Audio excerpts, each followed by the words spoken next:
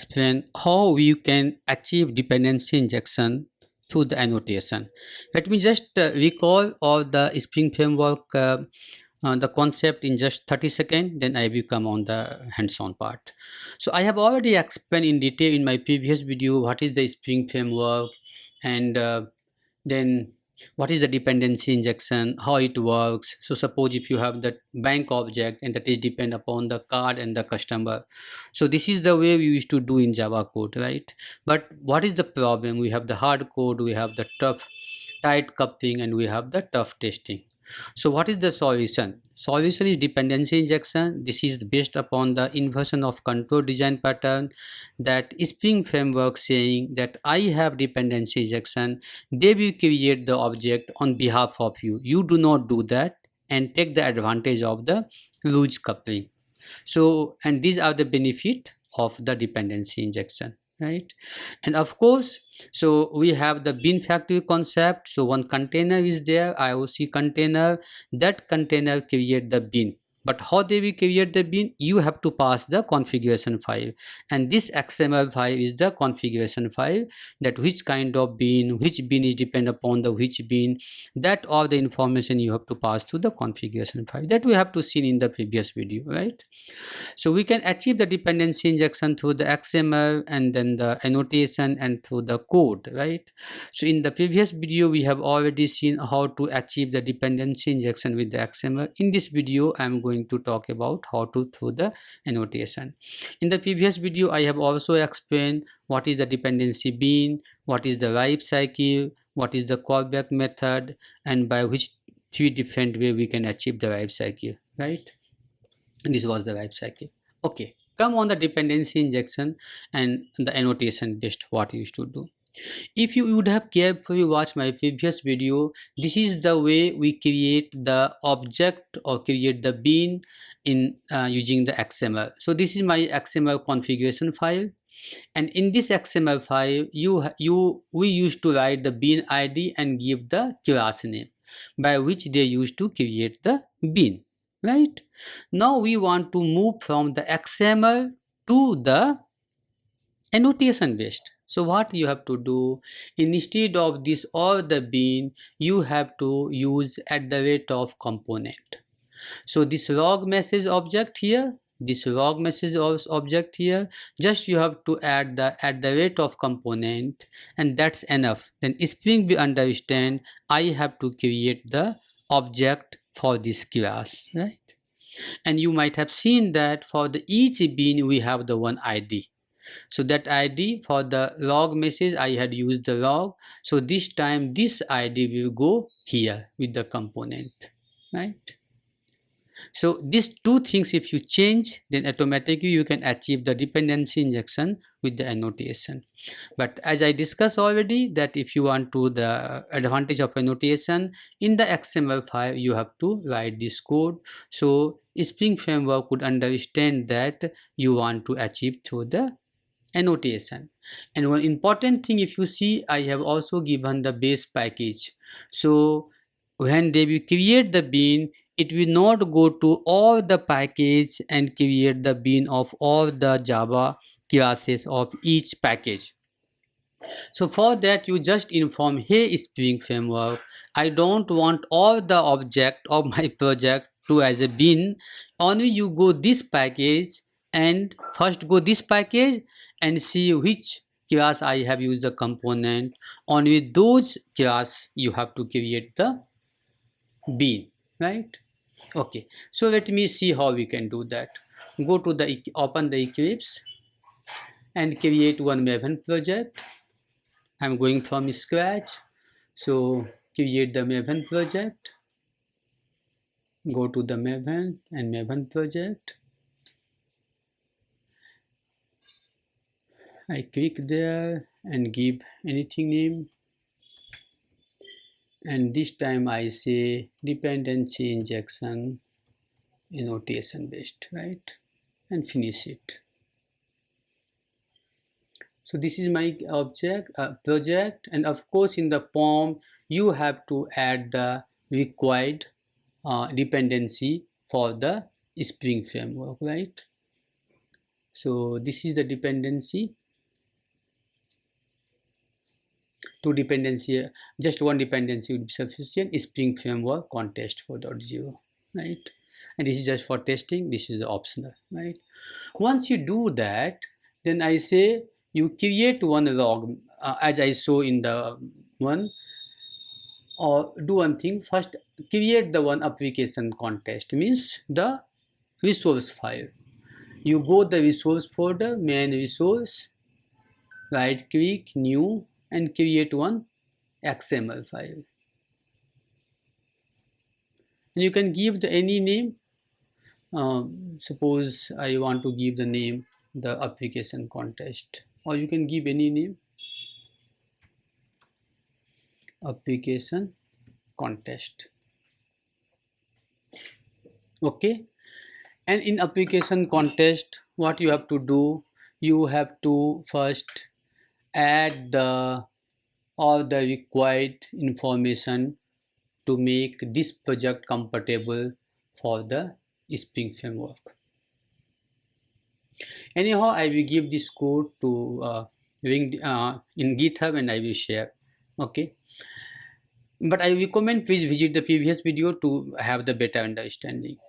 And I told you this time I am not going to create any bean here, no beans here, because I am going to achieve everything through the annotation. But for the annotation, you have to inform to your resource file that which package they should go and create the bean.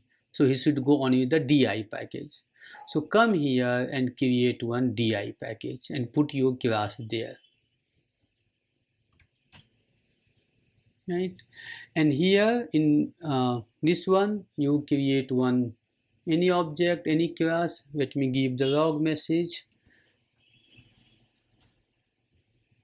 Okay, and as I said that you have to go and mark this log message as a component, right? Of course, you have to import respective files for the component and make one property here just for the testing purpose. I make one and get one setter getter methods. I have just modified the getter methods to make for my purpose. So that's it. So I have the property here, and I have the one setter method, and I have get method, right?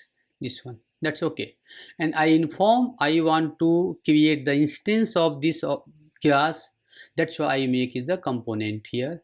I notify this class is eligible for the create the bean through the dependency injection by the Spring Framework. That's why I add this signal as a component.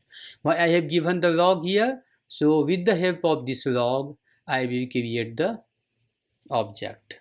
So put the demo. I want public static void main, and go to the demo class, and I have to create the one application context, right? As we discussed already in the previous video. So what happened? I used to create one application context. This application context behave like a bean factory, right? And this bean factory you have to import, and this bean factory will work as per the information given in the application context. So in application context, this time it is empty. Only thing is that you have to scan the di. So it will go the di, come the di here, and see all the object who has the component. They will make the object for that, and as a bean id they will give the bean id log. So if you go the demo class, I have given the log, right? So this log and this log should be the same. So this is the id for that, right? Now let me call this, run this class, and see whether I'm getting my out. Yes, super, I'm getting. Means we got the dependency injection, but with the help of the annotation. No XML, no configuration bean in the XML, but still XML is required, right? So So do one thing. Now this time you don't want to give the XML also. So what you have to do, if you, so I remove this part and I make this part, right? In the now this step I will remove this complete configuration, but something should be there, right? If you're removing the configuration, so something should be there. So I have this Java code, and this Java code will act like my configuration.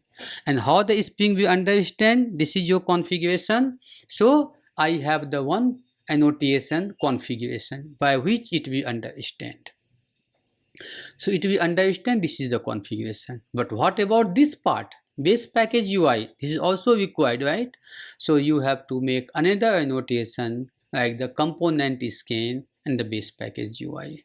So if you get this one, then it is not required of your configuration file, right? Let me do that. How you can do? So I will create the one object class log message configuration. Let me do that. So come here. In di package I will create one class, that name I will give the log message configuration, right? And as I says that in log message configuration, what I have to do, I have to pass this to annotation to understand that part, right? So Spring framework should understand what is this is my configuration. And no need to write anything, right? Because this is just a placeholder to inform that no need to do anything, right? It's just a placeholder. Now I would say create the new demo class, or let me change this class only, demo class. But this time what you have to do, I am not going to use this application context, right? On instead of that, now what is my configuration file instead of this? My configuration file is the log message, right? Log message configuration. This is my configuration file. So here also according to that I have to change, right? Instead of this I have to change the name. So what I have to write here, I have to log message configuration, right? This is the name, right? Log message configuration.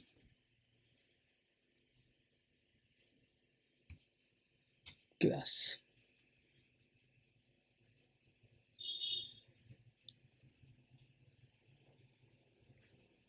Okay. Oh, and for this you have to no need to use the class path application. You have to use the annotation configurations, right? Everything fine, perfect. Now I'm not going to use the configuration XML file. Instead of that I'm using the Java code for the configuration file. Now if you run this should work. It is working fine, see? So this time without using any XML we are working for that, right?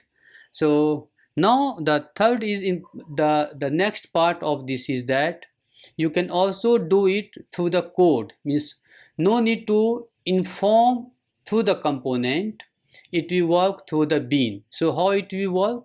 So go to the log message and remove this component part. I don't want this part, okay? And what you have to do then, you have to come into the log message. This is the third way I'm explaining here, and here you have to create the one on, you have to make the code for the dependency injection. So here, so this is the bean name, okay? So now I'm creating the new log message. I'm creating the log message for that one, but you have to inform that this is my bean. This is the new annotation. So what is the benefit here?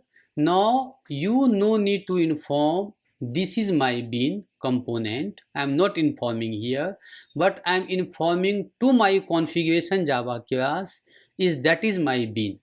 Understand? Now this log I have given here because this would be the bean name. Now you go to the demo part and this log is matching. Now you run this code. This is working fine, right? This is the third way to do that. But suppose if you want to give the some other name for this bean, so you can do and say ABCD something. Then what you have to do, if you do the ABCD, then in the demo class, of course you have to pass the ABCD, right? And run it. So this is the all the three way I explain you the annotation part. First part is through the XML, second part without the XML, and third part without the component annotation also.